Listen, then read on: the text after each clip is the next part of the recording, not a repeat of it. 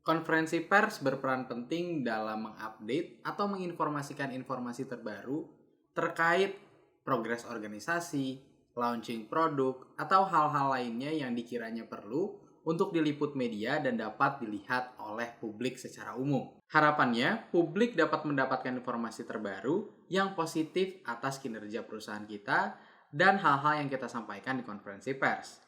Maka dari itu, kita harus mempersiapkan konferensi pers dengan baik agar tidak terjadi hal-hal yang mungkin akan memberatkan perusahaan seperti berita-berita negatif.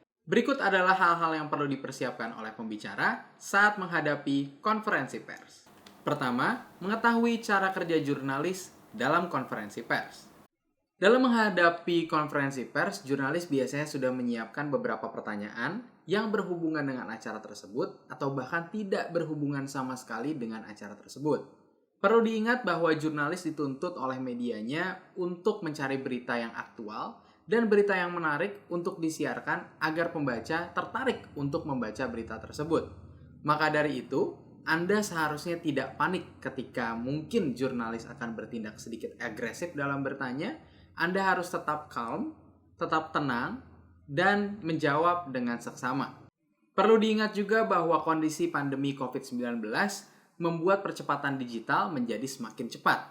Nah, dengan ini, jurnalis beralih yang biasanya menghadapi konferensi pers secara langsung, luring, sekarang hampir seluruh konferensi pers diadakan secara daring, di mana secara daring bisa dilakukan via Zoom, YouTube, Instagram, Facebook, atau media-media sosial yang lainnya. Perlu diingat bahwa seluruh omongan yang kita lontarkan dan pembicara lontarkan, serta pertanyaan jurnalis dan jawaban dari pembicara akan direkam dan biasanya dapat diputar kembali oleh jurnalis tersebut. Maka dari itu, persiapkan jawaban Anda yang informatif dan yang pastinya ingin diliput oleh jurnalis sesuai dengan pesan apa yang utama yang ingin Anda bawakan dan ingin diliput oleh jurnalis tersebut. Jika ada pesan-pesan yang mungkin belum sempat Anda sampaikan saat konferensi pers berlanjut, tenang saja karena kita dapat menyampaikannya setelah acara kepada jurnalisnya secara langsung, dan kita juga menyebarkan siaran pers agar jurnalis dapat bisa lebih mengetahui tentang acara yang sedang kita laksanakan. Kedua, Anda harus mengetahui do and don'ts dalam menghadapi konferensi pers. Hal yang penting adalah jurnalis akan menyimak Anda dan meramu apa yang Anda katakan menjadi sebuah berita.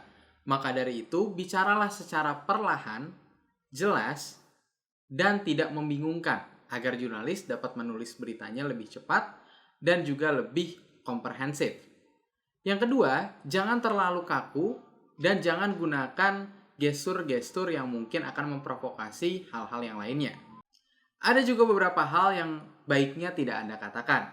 Yang pertama, yaitu spekulasi atau pendapat pribadi Anda terhadap pesaing Anda.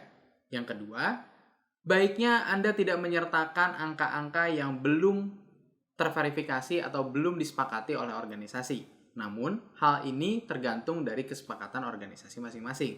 Contohnya, total angka pertumbuhan tahun depan, total target pendapatan tahun depan, dan lain-lainnya.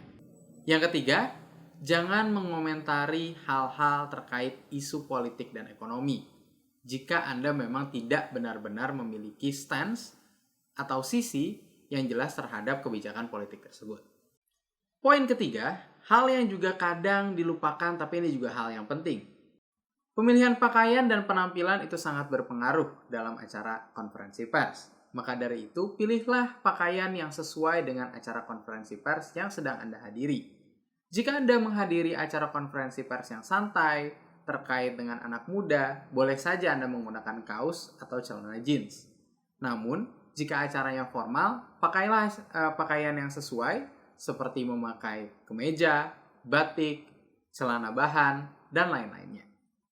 4. Persiapkan teknis ruangan serta teknis alat-alat untuk menunjang konferensi pers Anda secara daring. Yang pertama, audio. Anda harus mempersiapkan suara dan penangkap suara yang baik. Latihlah suara Anda agar jelas dengan artikulasi juga yang jelas. Jangan sampai saat penyampaian akan terbata-bata. Alat yang Anda gunakan juga baiknya Anda tes terlebih dahulu sebelum memulai acara agar audio dapat didengar dengan baik oleh jurnalis dan narasumber yang lainnya. Lalu, video juga sangat penting. Dalam membuat video yang baik, perhatikan kamera yang Anda pakai. Saran saya, pakailah webcam yang memang sudah mendukung HD, High Definition. Jika Anda bisa mengupgrade-nya kembali dan meningkatkannya, Anda juga bisa mengupgrade dengan cara membeli webcam yang memiliki 1080 pixel. Lalu, jika Anda memiliki hal yang lebih lagi, Anda juga bisa memilih kamera DSLR atau kamera-kamera lainnya yang memang dikhususkan untuk web conference atau video conference. Selain kamera, Anda juga perlu memikirkan pencahayaan. Pencahayaan ini sangat penting karena jika Anda memiliki kamera yang bagus tetapi pencahayaan yang buruk akan mempengaruhi kualitas gambar. Maka dari itu, pencahayaan juga harus sangat mendukung dengan positioning yang tepat. Baiknya Anda taruh pencahayaan di sisi kiri atas. Jika Anda menggunakan kacamata, jangan pernah menaruh pencahayaan di depan Anda atau menggunakan ring light, karena akan memantul di kacamata Anda. Yang terakhir, dalam video, background juga sangat penting. Jika Anda memiliki layar hijau, akan lebih baik jika Anda menggunakan layar virtual. Namun, layar putih pun juga berfungsi dengan baik untuk menggunakan layar virtual. Poin kelima, menanggapi pertanyaan jurnalis. Jika sudah di luar konteks, Anda bisa menjawab pertanyaan jurnalis dengan teknik bridging.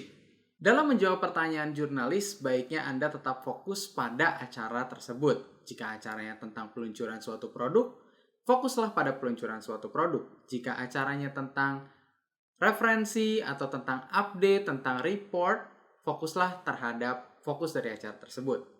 Beberapa teknik bridging yang bisa Anda gunakan adalah menggunakan kata-kata berikut. Pertama, itu poin yang bagus, tapi kami di sini membicarakan tentang. Kedua, yang ingin saya bicarakan adalah. Ketiga, fokus kami di sini hari ini adalah untuk membicarakan.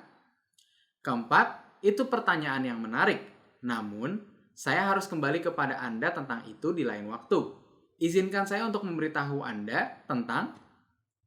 Teknik-teknik ini dapat Anda gunakan agar tetap fokus pada acara tersebut dan jurnalis juga akan bertanya sesuai dengan tema dan topik acara. Yang kedua, Anda juga harus mempersiapkan pertanyaan dan jangan lupa untuk mensimulasikannya terlebih dahulu.